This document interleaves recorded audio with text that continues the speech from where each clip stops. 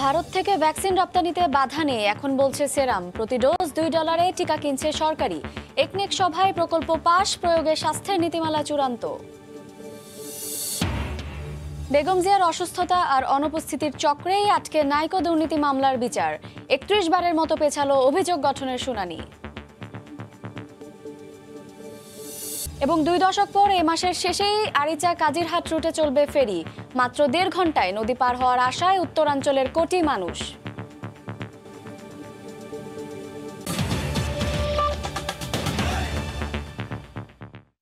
সময় সংবাদের সঙ্গে আছি আমি শায়লা রহমান ইমা।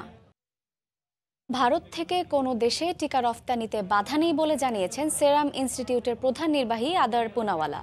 তার বক্তব্য নিয়ে যে ভুল বোঝাবুঝির সৃষ্টি হয়েছে তা পরিষ্কার করতে আজ টুইট করেন তিনি।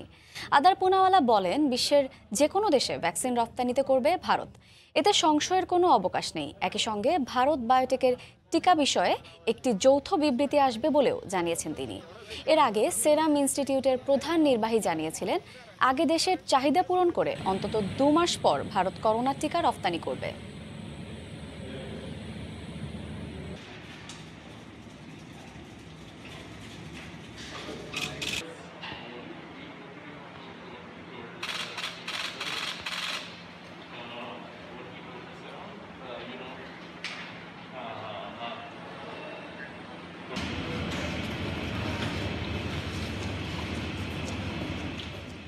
এ বিষয়ে বিস্তারিত জানাতে কলকাতা থেকে সরাসরি যুক্ত হচ্ছেন সহকর্মী সুব্রত আচার্য। সুব্রত।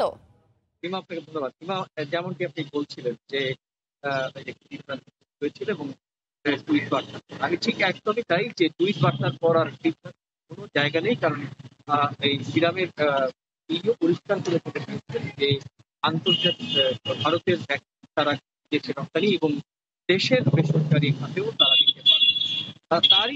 তারই মন্তব্য নিয়ে বিভ্রান্তি তৈরি হয়েছে। আপনি জানেন যে 3 তারিখেই ভারত সরকার 25টা ভ্যাকসিনকে জরুরি ভিত্তিতে প্রয়োগের অনুমোদন দেয় এবং তারপরেই সর্বভারতীয় একটি চ্যানেলে এই আদর পুনাওয়ালা উনি ইন্টারভিউ দেন এবং সেখানে তিনি বলেছেন যে খুব জরুরি ভিত্তিতে 3 থেকে 5 কোটি ডোজ সরকারি ব্যবস্থাপনায় যাদের প্রয়োজন তাদেরকে সরকারিভাবে দেয়া হবে এবং সেই কথাটিকেই কিন্তু বিভিন্ন গণমাধ্যমে ছড়িয়ে যায় এবং কিছুটা বিভ্রান্তি তৈরি হয় এবং বিভ্রান্তি ছড়িয়ে পড়ে বাংলাদেশেও। কারণ বাংলাদেশের সঙ্গেও সিরাম ইনস্টিটিউটের এই ভ্যাকসিন সংক্রান্ত চুক্তি রয়েছে এবং সেখান থেকে 3 কোটি ডোজ ভ্যাকসিন নেয়ার চুক্তিতে স্বাক্ষর করেছেন 2-3 মাস আগে সিরাম এবং ভ্যাকসিন প্রতিষ্ঠানের পক্ষ থেকে।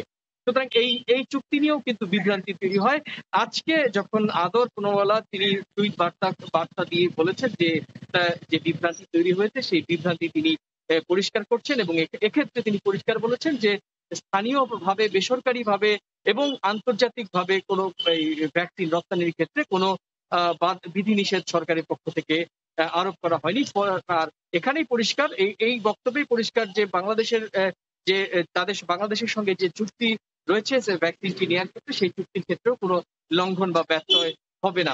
আপনি জানেন যে 3 তারিখে ভারত সরকার কিন্তু জরুরি ভিত্তিতে কোভিশিল্ড আর কোভ্যাক্সিনের অনুমোদন দেয় এবং তারপর থেকেই দেশ জুড়ে একটি ইতিবাচক আবহ তৈরি হয়। তার আগের দিন অর্থাৎ শনিবার 2 তারিখে কিন্তু আপনি জানেন যে ভারতের এই টিকাকরণ মহড়া হয় এবং যে দেশটিতে প্রায় 260টি বুথে 119টি জেলাতে 260টি বুথে এবং 19 জেলায় একেবারে সেন্ট্রাল ভাবে একটি অ্যাপের মাধ্যমে এই কিভাবে ভ্যাকসিন প্রয়োগ করবে সেই বিষয়ে কিন্তু ট্রায়াল হয়। খুব শিগগিরই, এখনো আনুষ্ঠানিকভাবে বলা না হলেও খুব শিগগিরই যে ভ্যাকসিন প্রক্রিয়া শুরু হবে সেটা কিন্তু ভারতের কেন্দ্রীয় স্বাস্থ্য মন্ত্রণালয় থেকে শোনা যাচ্ছে, তথ্য বলছে। আর অন্যদিকে আপনি জানেন যে পৃথিবীর দীর্ঘতম লকডাউন ছিল এই ভারতে টানা 68 দিন এবং গত বছর মার্চ থেকে স্কুল, শিক্ষা প্রতিষ্ঠান সমস্ত বন্ধ রয়েছে। ভারতের এখন পরিস্থিতিটা অনেকটাই অনুকূলে। ভারত, আপনি জানেন যে সংক্রমণ এবং মৃত্যুর সংখ্যা অনেকটাই তলানির দিকে ঠেকেছে। তবুও সামাজিক দূরত্ব, শারীরিক দূরত্ব বিধি সেটি মানা হচ্ছে এবং বিভিন্ন জায়গায় স্যানিটাইজেশন কার্যক্রম কিন্তু চলেছে। এই অবস্থায় কিন্তু শিক্ষা প্রতিষ্ঠানগুলো খোলার ব্যাপারেও কিন্তু দক্ষিণ ভারতের বেশ কয়েকটি রাজ্যে ইতিবাচক সিদ্ধান্ত নিয়েছে আগামী মাস থেকেই সম্ভবত শিক্ষা প্রতিষ্ঠান খুলে যাবে এবং একই সঙ্গে পশ্চিমবঙ্গেও শিক্ষা প্রতিষ্ঠান খোলার ব্যাপারে কিন্তু ইতিবাচক চিন্তা ভাবনা চলছে। তো এই ছিল আমার কাছে ভারতের ভ্যাকসিনেশন এবং শিক্ষা প্রতিষ্ঠান নিয়ে আমার কাছে থাকা সবশেষ। ভারতের ভ্যাকসিনেশন নিয়ে বিস্তারিত জানাচ্ছিলেন সহকর্মী সুব্রত বড়ুয়া। সুব্রত আচার্য। প্রতি ডোজ $2 দরে ভারতের সেরাম ইনস্টিটিউট থেকে 3 কোটি ডোজ ভ্যাকসিন কিনছে সরকার। এতে ব্যয় হবে 4,242 কোটি টাকা। সকালে প্রধানমন্ত্রীর সভাপতিত্বে অনুষ্ঠিত একনেক সভায় জরুরি ভিত্তিতে অনুমোদন দেওয়া হয় প্রকল্পটির। সভায় অনুমোদিত 6 প্রকল্পের মোট ব্যয় 9,569 কোটি টাকা। সভা শেষে অনুষ্ঠিত ব্রিফিংয়ে পরিকল্পনা মন্ত্রীর হুঁশিয়ারি, ভ্যাকসিন ক্রয় ও বিতরণে কোনো অনিয়ম সহ্য করা হবে না। জুবায়ের ফয়সালের রিপোর্ট। করোনায় বিপর্যস্ত বিশ্বের মতো বাংলাদেশেও সবচেয়ে আলোচিত প্রশ্ন, কবে পাওয়া যাবে ভ্যাকসিন? এবার কিছুটা স্বস্তির বার্তা এলো মঙ্গলবারের একনেক সভা থেকে। প্রধানমন্ত্রী শেখ হাসিনার সভাপতিত্বে রাজধানীর এনইসি সম্মেলন কক্ষে অনুষ্ঠিত সভায় অনুমোদন দেয়া হয় 5,500 কোটি টাকার করোনা মোকাবিলা প্রকল্পটি। মন্ত্রণালয় জানায়, ভারতের সেরাম ইনস্টিটিউট থেকে $2 দরে কেনা হবে 3 কোটি ডোজ ভ্যাকসিন। এছাড়া অন্যান্য উৎস থেকে প্রতি ডোজ ভ্যাকসিন ক্রয়ে খরচ হতে পারে $6 থেকে $10। আমাদের লক্ষ্য হলো 13,76 লক্ষ লোকের টিকার আওতায় আনা। 18 বছরের নিচে যাদের বয়স তাদেরকে এই টিকার আওতায় বিশেষ কারণ ছাড়া আনা হবে না। প্রতিটা ভ্যাকসিনের দাম $2 করে ধরা হয়েছে। কোভ্যাক্স বা অন্য কোনো প্রতিষ্ঠানের সাথে আমরা আলোচনা করে $6 থেকে $10 ধরা হয়েছে প্রতি ডোজ ভ্যাকসিনের দাম। একদিকে বিশাল বরাদ্দ, অন্যদিকে জনস্বাস্থ্য সুরক্ষা, এই দুই কারণে প্রকল্পটি বাস্তবায়নে সতর্ক সরকার। পরিকল্পনা মন্ত্রীর হুঁশিয়ারি, কোনো অনিয়ম সহ্য করা হবে না। এটা নিয়ে নানা ধরনের প্রশ্ন প্রেসে বিভিন্ন জায়গায় এসছে। তো আমাদের সরকার যে চুক্তি করেছে যে সরকারের সঙ্গে আমরা বিশ্বাস করি আমরা চুক্তিগুলো পুঙ্খানুপুঙ্খভাবে মানা হবে, যাতে দাম নিয়ে নয়-ছয় না হয়। এই জন্য সার্বক্ষণিক নজরদারি মাননীয় প্রধানমন্ত্রী থেকে শুরু করে আমরা সবাই করব, কারণ এটা জীবন মরণের প্রশ্ন। অর্থ বছরের 20তম সভায় আবারও ব্যয় আর মেয়াদ দুটোই বেড়েছে 10 বছর ধরে ঝুলে থাকা চিটাগং আউটার রিং রোড প্রকল্পের। এছাড়া 26 জেলায় আধুনিক তথ্য কমপ্লেক্স নির্মাণ প্রকল্পের সঙ্গে অনুমোদন দেওয়া হয়েছে 150 কোটি টাকার সুন্দরবন সুরক্ষা প্রকল্পটিও। 9,569 কোটি 23 লাখ টাকা। জুবায়ের ফয়সাল, সময় সংবাদ, ঢাকা।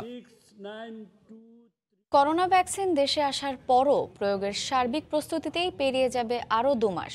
প্রাথমিক পর্যায়ে মাত্র 3% মানুষকে টিকা দেওয়া সম্ভব হবে, এমন সব সুপারিশ সহ দেশে ভ্যাকসিন প্রয়োগের নীতিমালা চূড়ান্ত করেছে স্বাস্থ্য অধিদপ্তর। তবে ভ্যাকসিন দেশে আসার পর প্রয়োগের 2 মাস সময় লাগাকে অস্বাভাবিক মনে করছেন জনস্বাস্থ্য বিশেষজ্ঞরা। করোনা প্রাদুর্ভাব শুরুর পর থেকেই কার্যকর ভ্যাকসিনের অপেক্ষায় পুরো বিশ্ব। কয়েকটি দেশ এর মধ্যেই টিকার সফল প্রয়োগ শুরু করেছে। অক্সফোর্ডের টিকা পেতে ভারতের সেরাম ইনস্টিটিউটের সাথে চুক্তি হলেও বাংলাদেশও অপেক্ষায়। এর মধ্যেই মঙ্গলবার সকালে টিকা প্রয়োগ নীতিমালার চূড়ান্ত অনুমোদন দিল স্বাস্থ্য অধিদপ্তর। 137 পৃষ্ঠার এই নীতিমালায় ভ্যাকসিন প্রয়োগ তদারকি করতে আলাদা টাস্কফোর্স গঠনের প্রস্তাব করা হয়েছে। এছাড়া বলা হয়, ভ্যাকসিন আসার পরও লোকবল নিয়োগ, কারিগরি সহায়তা, কাগজপত্রের প্রস্তুতি সহ বিভিন্ন কাজে পেরিয়ে যাবে আরও 8 সপ্তাহ। প্রথম ধাপে 3% বেশি মানুষকে টিকা দেয়া সম্ভব হবে না, তবে ধীরে ধীরে বাড়ানো হবে এই সংখ্যা। দ্বিতীয় ধাপে 7 ভাগ, তৃতীয় ধাপে 11 থেকে 20 ভাগ মানুষ টিকা পাবেন। পর্যায়ক্রমে 41 থেকে 40 ভাগ, 40 থেকে 80 ভাগ মানুষকে টিকার আওতায় আনা যাবে। এই পরিকল্পনাটা আমরা অনুমোদনের জন্য পাঠিয়ে দিয়েছি, মন্ত্রণালয়ে পাঠিয়ে দিয়েছি। মন্ত্রণালয় এটা অনুমোদন দিলে আমি বলতে পারবো যে হ্যাঁ আমরা ফাইনাল করতে পেরেছি। ভ্যাকসিন আসার পরেও প্রস্তুতি নিতে 2 মাস সময় লাগবে, এটা আমার কাছে বোধগম্য নয়। ভ্যাকসিন আসতেই তো 2 মাস এখনো বাকি আছে, তাহলে এখন থেকে প্রস্তুতি নিলেই তো ওই 2 মাস আমরা কভার করে ফেলতে পারি। মানে আমাদেরকে এমনভাবে প্রস্তুত হয়ে থাকা উচিত, যেটা বিশ্বের অন্যান্য দেশে হয়েছে, যে যেদিন ভ্যাকসিন পেয়েছি তার পরের দিন যেন আমরা ভ্যাকসিন প্রয়োগ করতে পারি। এই নীতিমালার বড় একটি অংশ জুড়ে গুরুত্ব দেওয়া হয়েছে টিকা নিরাপত্তা ও সংরক্ষণের বিষয়টি। রোহিঙ্গাদের টিকা দিতে আলাদা কমিটি গঠনের কথাও বলা হয়েছে। বিশ্ব স্বাস্থ্য সংস্থার অনুমোদন পাওয়া টিকার ক্ষেত্রে দেশে ল্যাব টেস্ট হবে না, তবে দেশে আবিষ্কৃত টিকা কিংবা বিশ্ব স্বাস্থ্য সংস্থার অনুমোদন ছাড়া আমদানি করা টিকার ক্ষেত্রে 3 দফায় ল্যাবে পরীক্ষা করা হবে। ইহসান জুয়েল, সময় সংবাদ, ঢাকা। ঘরেই শিশুদের পড়াবে রোবট। কবিতা শোনাও। পারিব না কালীপ্রসন্ন ঘোষ, পারিব না একথাটি বলিও না, কেন পারিবেন না তাহা ভাব একবার, পাঁচজনে পারে যাহা তুমিও পারিবেন না। বাংলা ইংরেজি দুই ভাষাতেই ছড়া শোনাবে এডুবট। এ নিয়ে রিপোর্ট থাকছে সংবাদের শেষাংশে। এক যুগের বেশি সময় পার হলেও নাইকো দুর্নীতি মামলায় বিএনপি চেয়ারপারসন বেগম খালেদা জিয়া সহ 11 আসামির বিচার শুরু হয়নি। আদালতে বেগম জিয়ার অনুপস্থিতি ও বারবার সময় আবেদনের কারণে পিছিয়ে যাচ্ছে অভিযোগ গঠনের শুনানি। দুদক আইনজীবীর অভিযোগ, এ অচল অবস্থা উদ্দেশ্যমূলক। আর বিএনপি নেত্রীর আইনজীবীরা বলছেন, অসুস্থতার কারণেই হাজির হতে পারছেন না তিনি। একে একে পেরিয়েছে 14 বছর, শুরু করা যায়নি নাইকো দুর্নীতি মামলার বিচার। 2018 সালে অভিযোগপত্র দাখিলের পর থেকে আজ অবধি করা যায়নি অভিযোগ গঠনের শুনানি। মঙ্গলবার আসামি বেগম খালেদা জিয়ার আদালতে হাজির হয়ে অভিযোগ গঠনের শুনানিতে অংশ নেয়ার কথা ছিল। এদিনও অনুপস্থিত বিএনপি চেয়ারপারসন। আর 31 বারের মতো শুনানি পেছানোর আবেদন তার আইনজীবীর। আবেদনের শুনানি শেষে বিচারক শেখ হাফিজুর রহমান 19 জানুয়ারি অভিযোগ গঠন শুনানির দিন ধার্য করেন। গেল 2 বছর ধরে বেগম জিয়ার আইনজীবীরা লাগাতার সময় আবেদন করে আসছেন জানিয়ে ক্ষোভ প্রকাশ করেন দুদক আইনজীবী। দীর্ঘ প্রায় 3-4 বছর থেকে এই 4 শুনানির জন্য, শুধুমাত্র বেগম খালেদা জিয়ার 4 শুনানির জন্যই তারা সময় নিয়ে যাচ্ছে। এদিকে বেগম জিয়ার আইনজীবীর দাবি, মক্কেল অসুস্থ হওয়াতেই আদালতে আসতে পারছেন না। তিনি সাংঘাতিকভাবে অসুস্থ এবং এই অসুস্থতার কারণে তিনি ঘরের বাইরে কোথাও যেতে পারেন না, কোনো আত্মীয় স্বজন কারোর সঙ্গে সাক্ষাৎ পর্যন্ত তিনি করতে পারছেন না। এই অসুস্থ জীবন যাপন করছেন একজন মানুষ, সেই মানুষ তো আদালতে গিয়ে মামলা মোকাবেলা করা কোনো কারণেই সম্ভব না। কানাডিয়ান প্রতিষ্ঠান নাইকোর সঙ্গে অস্বচ্ছ চুক্তির মাধ্যমে রাষ্ট্রের প্রায় 13,777 কোটি টাকা আর্থিক ক্ষতি ও দুর্নীতির অভিযোগে 2007 সালের 9 ডিসেম্বর তেজগাঁও থানায় মামলা দায়ের করে দুর্নীতি দমন কমিশন। মার্জিয়া মুমু, সময় সংবাদ, ঢাকা। এবার পিকে হালদারের 3600 কোটি টাকা পাচার ইস্যুতে বাংলাদেশ ব্যাংকের ডেপুটি গভর্নর এসকে সুর সহ 25 জনের দেশ ত্যাগে নিষেধাজ্ঞা দিয়েছেন হাইকোর্ট। দুদক চাইলে তাদের জিজ্ঞাসাবাদ করতে পারবে। 5 জন ভুক্তভোগীর আবেদনের প্রেক্ষিতে এ আদেশ দেওয়া হয়। এদিকে পিকে হালদারের বিরুদ্ধে রেড অ্যালার্ট জারির জন্য ইন্টারপোলে চিঠি দিয়েছে পুলিশ সদর দপ্তর। প্রশান্ত কুমার হালদার, ব্যাংকপাড়ায় যিনি পরিচিত পিকে হালদার নামে, 4টি আর্থিক প্রতিষ্ঠানকে পথে বসিয়ে 3,500 কোটি টাকা নিয়ে ফেরারি আসামি তিনি। তাকে ধরতে আদা জল খেয়ে নেমেছে সবাই, কিন্তু কাজের কাজ কিছুই হচ্ছে না। তাই তার সহযোগীদের দিকে এখন নজর দুদকের। ইন্টারন্যাশনাল ও পিপুলস লিজিংয়ে বিনিয়োগ করে ক্ষতিগ্রস্তরাও আদালতের দ্বারস্থ হয়েছেন। তারা একটি তালিকা দিয়েছেন আদালতে। বাংলাদেশ ব্যাংকের সাবেক ডেপুটি গভর্নর এসকে সুর ও ইন্টারন্যাশনাল লিজিংয়ের চেয়ারম্যান সাবেক সচিব এনআই খান, পিকের বান্ধবী সহ 25 জনের বিদেশ যাত্রায় নিষেধাজ্ঞা চান তারা। সবসময় শুনছি যে এই নামগুলো জড়িত, সেই নামগুলো আমরা তাদের কাছে দিয়েছি, তারা কেউ বিদেশ যেতে পারবে না। আদালত তাদের আবেদন আমলে নিয়ে বিদেশ ভ্রমণে নিষেধাজ্ঞা দিয়েছেন। বলা হয়েছে, দুদক চাইলে তাদের যে কোনো সময় জিজ্ঞাসাবাদ করতে পারবে। সুমোটর নিষ্পত্তি না হওয়া পর্যন্ত এই 24 জন ব্যক্তি কোর্টের পারমিশন ছাড়া বিদেশ যেতে পারবে না। এদিকে পিকে হালদারের বিরুদ্ধে রেড অ্যালার্ট জারি করতে ইন্টারপোলকে চিঠি দিয়েছে পুলিশ সদর দপ্তর। কন্ট্রোল অফ ইন্টারপোলস ফাইল মানে সিসিএফ, ওনারা এটা কাগজপত্র পর্যালোচনা করে যে কোনো মুহূর্তে রেড অ্যালার্ট জারি করবে। গত সপ্তাহে পিকে হালদারের 2টি ফ্ল্যাট ও 6 একর জমি জব্দ করে দুদক। গ্রেফতার করা হয়েছে পিকের মামা শঙ্খ ব্যাপারীকে। আফজাল হোসেন, সময় সংবাদ, ঢাকা। 2 দশক পর চলতি মাসের শেষে চালু হতে যাচ্ছে বন্ধ হয়ে যাওয়া মানিকগঞ্জের আরিচা থেকে পাবনার কাজিরহাট নৌরুটে ফেরি চলাচল। মাত্র 1.5 ঘন্টায় নদী পার হওয়ার আশায় উত্তরাঞ্চলের মানুষ। নৌরুটটি পরিদর্শন করেছেন সরকারের উচ্চ পর্যায়ের কমিটি। শর্টকাটে বাড়ি যেতে ঢাকা থেকে পাবনা, নাটোর সহ উত্তরাঞ্চলের প্রায় 28টি জেলার লাখ লাখ মানুষ প্রতিনিয়ত এভাবেই ঝুঁকি নিয়ে ট্রলারে চড়ে মানিকগঞ্জের আরিচা ঘাট থেকে পাবনার কাজিরহাট ও নগরবাড়ি ঘাটে যাচ্ছেন। তাদের দাবি, বঙ্গবন্ধু সেতু হয়ে সড়ক পথে পৌঁছাতে যেখানে 6 থেকে 7 ঘন্টা সময় লাগে, নদীপথে সেখানে লাগে মাত্র 3 থেকে 4 ঘন্টা। উত্তরাঞ্চলবাসীর ভোগান্তির কথা বিবেচনা করে প্রায় ২০ বছর পর আরিচা কাজিরহাট ফেরি রুটটি চালু করতে যাচ্ছে নৌ মন্ত্রণালয়। সরেজমিন পরিদর্শনে দেখা যায় ১৪ কিলোমিটার দীর্ঘ পথটির দুই পাড়ে ঘাট তৈরির কাজ প্রায় শেষ। সরকারের এমন উদ্যোগে আশায় বুক বেঁধেছেন যাত্রীরাও। পাবনা থেকে বঙ্গবন্ধু সেতু ঘুরে যেতে কমপক্ষে 7 ঘন্টা সময় লাগে, ফেরি হলে কমপক্ষে 4 ঘন্টা লাগবে, ওদিকে 3 ঘন্টা আমাদের বেঁচে যাবে। ফেরিঘাট যদি চালু হয় তাহলে অবশ্যই ভালো, সময় লাগবে কম। বিআরডব্লিউ জানায় ফেরিতে এ পথ পাড়ি দেওয়া যাবে 1 থেকে 1.5 ঘন্টায়। চলতি মাসের 20 তারিখে এই রুটটি চালুর আশা সংস্থাটির। আরিচা থেকে কাজিরহাট হলো 14 কিলোমিটার দূরত্ব হবে এবং আমরা আশা করি যে এখানে 10 ফুট পরিমাণ পানি আমরা রাখতে পারবো। একটা ফেরি চলতে, ছোট আকারের ফেরি চলতে 6 ফুট পানি হলেই হয় এবং এটা আমরা এই মাসের শেষের মধ্যেই, মানে জানুয়ারির 20 থেকে 25 তারিখের মধ্যে আশা করি ইনশাল্লাহ আমরা ফেরিঘাটটা উদ্বোধন করতে পারবো। তবে যমুনা নদীতে 20 থেকে 25টি চর ও প্রচণ্ড নাব্য সংকট মোকাবিলা করে রুটটি সচল রাখা সবচেয়ে বড় চ্যালেঞ্জ বলে মনে করেন সংশ্লিষ্টরা।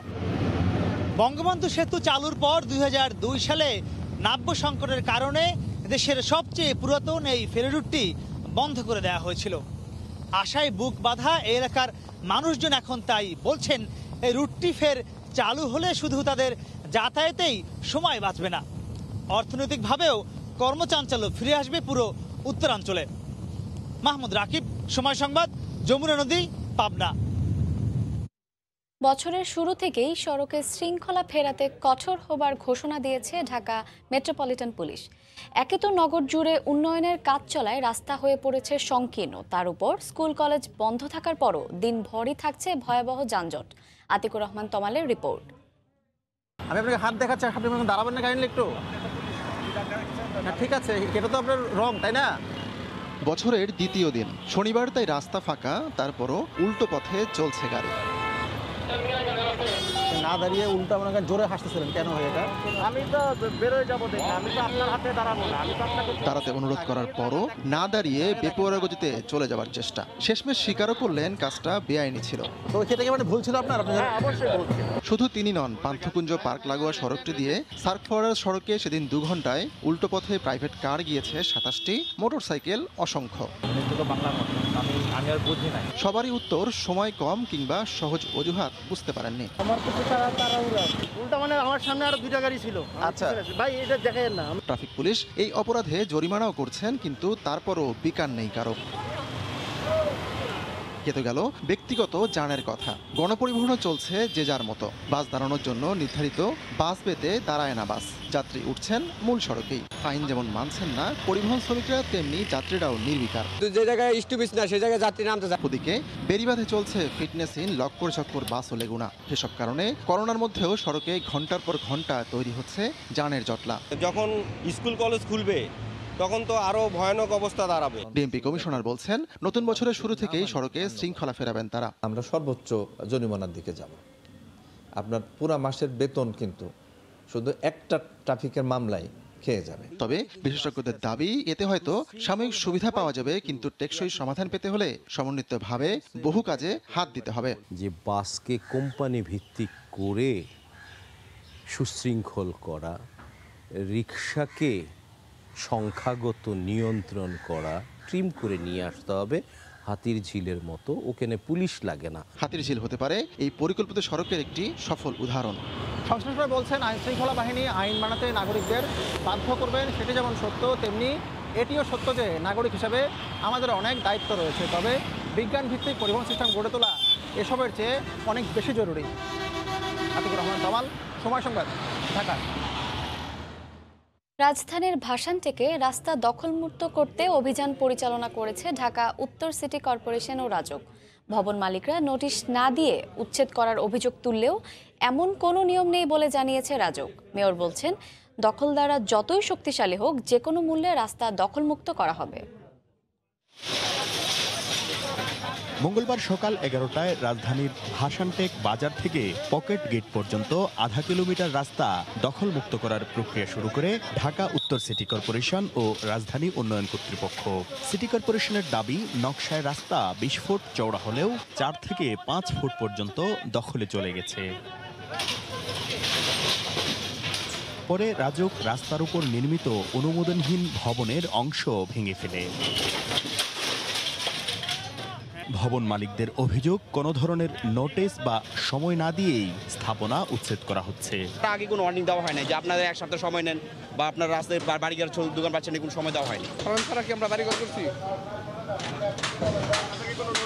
না, নোটিশ দেয় নাই। তবে রাজুক বলছে মোবাইল কোর্ট পরিচালনার আগে কোনো নোটিশ দেয়া হয় না। মোবাইল কোর্টে সাধারণত নোটিশ করা হয় না, এটা নিয়ম মোতাবেক তাৎক্ষণিক করা হয়, প্রয়োজনীয় সময় দেওয়া হচ্ছে, তারপর কাজ করা হচ্ছে। রাস্তার দখলদার ভবন মালিকরা যত শক্তিশালী হোক, জনগণের স্বার্থে তা দখলমুক্ত করা হবে বলে হুঁশিয়ারি দিয়েছেন উত্তরের মেয়র। আমি একটি মেসেজ দিতে চাই সবাইকে, ঢাকা উত্তর সিটি কর্পোরেশনের খাল অথবা রাস্তায় অবৈধভাবে যারা দখল করবে তাদেরকে উচ্ছেদ করে দেওয়া হবে। রাজুকের প্ল্যান বহির্ভূত যারা এই রাস্তার মধ্যে অবৈধভাবে বাড়ি ঘর দোকানপাট করবে, খালের মধ্যে সিএস দাগের ভিতরে যারা অবৈধভাবে যারা এই ধরনের অবৈধ বিল্ডিং করবে তাদেরকে কিন্তু আমরা উচ্ছেদ করে দেব এবং উচ্ছেদ করব, দরকার পড়লে জরিমানাও করব। পর্যায়ক্রমে রাজধানীর সব রাস্তা ও খাল দখলমুক্ত করা হবে বলে জানিয়েছে নগর কর্তৃপক্ষ। শাকির আহমেদ, সময় সংবাদ, ঢাকা। করোনা সংক্রমণে আমদানি রফতানি বিপর্যয়ে কন্টেইনার হ্যান্ডলিংয়ের লক্ষ্যমাত্রা অর্জনে ব্যর্থ হওয়ায় বিশ্ব র্যাঙ্কিংয়ে ছিটকে পড়ার শঙ্কায় চট্টগ্রাম বন্দর। 2019 সালের তুলনায় 20 সালে অন্তত 2.5 লাখ কন্টেইনার কম হ্যান্ডলিং হয়েছে। সে সাথে কমেছে জাহাজ আসার সংখ্যাও। বিস্তারিত জানাচ্ছেন কমল দে।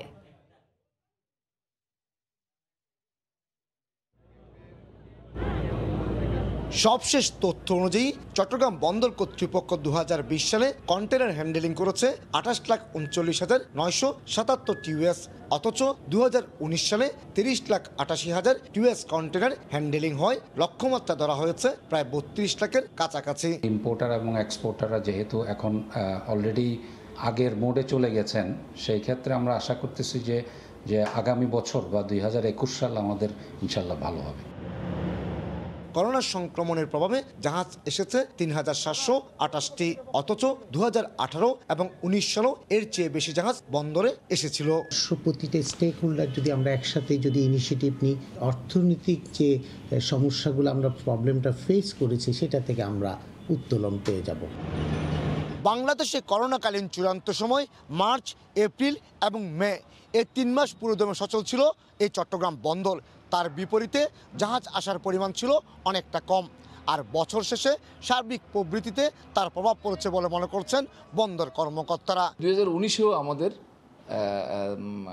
গ্রোথ অনেক ভালো, আমরা আগামীবারও আমরা র্যাঙ্কিংয়ে থাকব। তবে ওয়ার্ল্ড ওয়াইড করোনাকালীন সময়ে সব বন্দরগুলাই প্রবৃদ্ধি কম ছিল, তো সেই হিসাবে চট্টগ্রাম বন্দর র্যাঙ্কিংয়ে নিচে যাওয়ার কোনো সম্ভাবনা নেই। কন্টেনার হ্যান্ডেলিং এবং জাহাজ আসার ক্ষেত্রে পিছিয়ে থাকলেও বাল্ক পণ্য আসায় এগিয়েছে চট্টগ্রাম বন্দর। কমল দে, সময় সংবাদ, চট্টগ্রাম। মহামারীতে বিদেশ ভ্রমণ বন্ধ, সেই সুযোগে ছোট পরিসরে তৈরি করা পোশাক, চামড়াজাত পণ্য ও মধুর বিক্রি বেড়েছে বলে জানালেন ক্ষুদ্র উদ্যোক্তারা। তারা বলছেন, দেশি পণ্য ব্যবহারে ক্রেতাদের আস্থা এখন আগের তুলনায় অনেকটাই বেশি। কামরুল হাসান সবুজের রিপোর্ট। ছোট্ট দোকানের সামনে ক্রেতাদের ভিড়, যাচাই বাছাই শেষে কিনে নিচ্ছেন পছন্দের পণ্য। এমন ব্যস্ততাই যে কোনো ক্ষুদ্র উদ্যোক্তার ব্যবসা সম্প্রসারণের অনুপ্রেরণা। এমনটাই জানালেন রাজধানীর মতিঝিলে বিসিক প্রাঙ্গণে আয়োজিত মেলায় অংশগ্রহণকারীরা। বিদেশি পণ্যগুলো খুব অ্যাভেলেবেল ছিল। এই করোনাকালীন সময় একদিকে যেমন অনেক কিছু গেছে, তেমন আবার আমাদের অনেক কিছু অর্জনের জায়গা এসছে, প্রচুর পরিমাণে সেল হচ্ছে। এখানে আল্লাহর রহমতে তার রিজনেবল প্রাইসে পাচ্ছে। ক্রেতারাও বললেন, দেশে তৈরি চামড়াজাত পণ্য ব্যবহারে আস্থাশীল হয়ে উঠছেন তারা। এর আগেও দুটো ব্যাগ কিনেছি, এগুলো 2 বছর 2.5 বছর একদম ইউজ দিয়ে কোনো প্রবলেম হয় না। 2 বছর 3 বছর আগে এক জোড়া নিয়ে গেছিলাম, ওগুলি খুবই ভালো পড়ছে। এদিকে মধু খাঁটি কিনা তা নিয়ে দ্বিধায় 5 দিনের মেলায় আসা দর্শনার্থীরা। এই দোকানে বলতেছে কালো জিরা মধু 700 টাকা কেজি, পাশের দোকানে বলছে 1350 টাকা কেজি, এইখানে সরিষা ফুলের মধু বলতেছে 650 টাকা কেজি, আরেক দোকানে 650 টাকার সাথে আরো আধা কেজি ফ্রি দেয়। প্রত্যেকটা দোকানদারই বলছে যে তাদের এটা বেস্ট আর অন্যদের এটা ভেজাল থাকতে পারে। আসল মধু চেনার উপায়ও বাতলে দিচ্ছিলেন বিসিক থেকে প্রশিক্ষণ নেয়া ব্যবসায়ীরা। আমার উদ্দেশ্য ভালো একটা প্রোডাক্ট কাস্টমার হাতে তুলে দেওয়া। ফুটান্ত গরম পানিতে মধুটা সরাসরি ছেড়ে দিবেন, ওটা যদি গরম পানির সাথে মিশে যায় তাহলে মনে করবেন যে ওটা ভেজাল। মেলায় প্রত্যাশার চেয়ে বেশি বিক্রি হচ্ছে বলে জানান উদ্যোক্তারা। ক্রেতারাও সন্তুষ্ট দাম ও মান নিয়ে। দেশীয় প্রোডাক্টগুলোর প্রতি কাস্টমার এখন আসক্ত হচ্ছে বেশি। এখন ওরাই আইসা বাটিক খুঁজবে, জামদানি 3 পিস খুঁজবে। মানুষজন আমাদের কাছে সেই হিসাবে কেনাকাটা করছে, যেহেতু ভালো মানের জিনিস পাচ্ছে। তাতে শাড়ি কেনার ইচ্ছা আছে। ভালো, রিজনেবল প্রাইস। এই মেলা শেষ হবে বৃহস্পতিবার। প্রতিদিন খোলা থাকছে সকাল 10টা থেকে বিকেল 5টা পর্যন্ত। কামরুল হাসান সবুজ, সময় সংবাদ, ঢাকা। শুধু ক্যারিবিয়ান সিরিজে নয়, নির্বাচকদের অদূর ভবিষ্যতের কোনো পরিকল্পনাতেই নেই মাশরাফি। ফলে 2 যুগের আন্তর্জাতিক ক্যারিয়ারের হলো সমাপ্তি, যেখানে হতাশার সাথে আছে প্রাপ্তির গল্প। এখনও ওয়ানডেতে টাইগারদের হয়ে সর্বোচ্চ উইকেট শিকারী ম্যাশ। টাইগারদের সর্বকালের সফল এই অধিনায়কের ক্যারিয়ারের আদ্যপন্তই থাকছে আমাদের এবারের প্রতিবেদনে। It is difficult, but good things that I really love this game and I love to play this game. I was been hanging there, never give up and try my level best to come back into the side. নির্বাচকদের সিদ্ধান্তটা যখন মাশরাফির কাছে পৌঁছালো তখন তিনি কি করছিলেন সেটা জানা যায়নি। তবে ভেতরের রক্তক্ষরণ তো মুখে বলতে হয় না। ফলে অবসান হওয়ার অপেক্ষায় দীর্ঘ এক সংগ্রামের অধ্যায়। তবে সবার প্রস্থানেই তো বাজে না বিউগলের করুণ সুর। সব কিংবদন্তির পরিসমাপ্তিতেই তো লেখা হয় না হ্যাপি এন্ডিং। কেউ মনে রাখুক কিংবা নাই রাখুক, তাতে কি বা আসে যায়। বেলা শেষে নিরস পৃথিবীতে তারাই তো দিগ্বিজয়ী। বাংলার ক্রিকেটে ধ্রুবতারার মতোই তার আগমন। নিজ জ্যোতিতে আলোকিত করেছেন চারপাশ। আমরাও যে জিততে পারি দিয়েছেন সেই বিশ্বাস। ক্যারিয়ারে বারংবারই সখ্যতা ইনজুরির সঙ্গে, কিন্তু সত্যিকারের যোদ্ধাদের ওসবে ধরাই কেয়ার। মাশরাফি যে আরও অদম্য।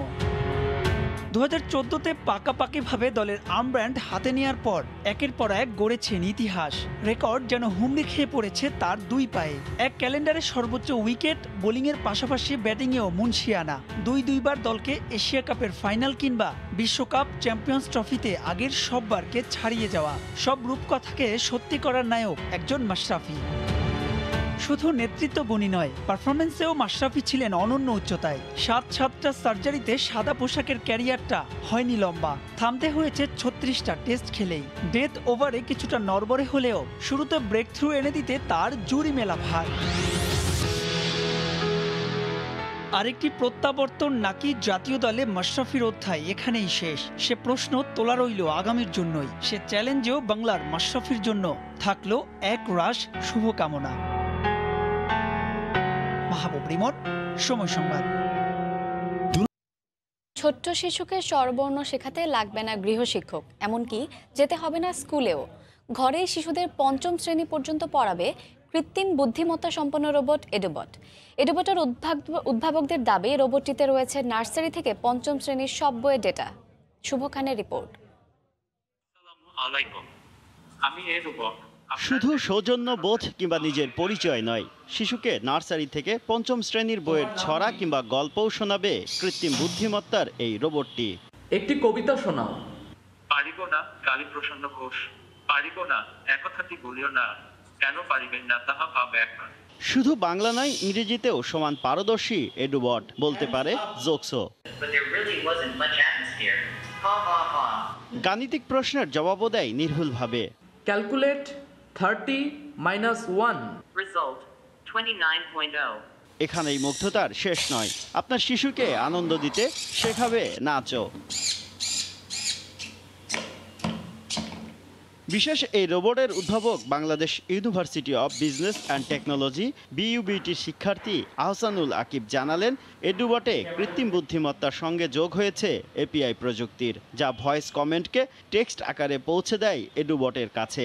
এছাড়া রোবটটিতে কিউআর দেয়ায় কোনো তথ্য না জানলে তা গুগলে সার্চ করবে, গুগল থেকে টেক্সট নিয়ে ভয়েসে রূপান্তর করে সঙ্গে সঙ্গে বলে দেবে। আমরা এটা নিয়ে কাজ করছি, সেটা হচ্ছে ফেস ডিটেকশন, অর্থাৎ যাকে আমি রোবটটা দিব, যাদের কাছে রোবটটা থাকবে তাদেরকে সে চিনতে পারবে এবং তাদের নাম ধরে রাখতে পারবে। সাপোজ 1000 যখন বানাবো তখন আমরা প্লাস্টিক মোল্ডে করব, যখন এটার প্রাইস হয়তো বা 500 সামথিং এরকম হবে। চতুর্থ শিল্প বিপ্লবের কথা মাথায় রেখে রোবোটিক্সে সক্ষমতা বাড়াতে সর্বোচ্চ গুরুত্ব দেওয়ার কথা জানালেন তথ্য ও যোগাযোগ প্রযুক্তি প্রতিমন্ত্রী। রোবোটিক্স পলিসি আমরা তৈরি করেছি, এগ্রিকালচার, তারপরে ইন্ডাস্ট্রিয়াল রোবটস, এই জায়গাগুলোতে আমরা আমাদের সক্ষমতাটা তৈরি করছি।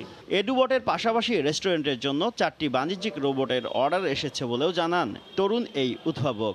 ঘরের বাইরে গেলে অবশ্যই মাস্ক এবং গ্লাভস পরে বের হবেন। শুভ খান, সময় সংবাদ, ঢাকা। আসসালামু আলাইকুম। এ পর্যায়ে শীর্ষ সংবাদ জানিয়ে দিচ্ছি আরেকবার।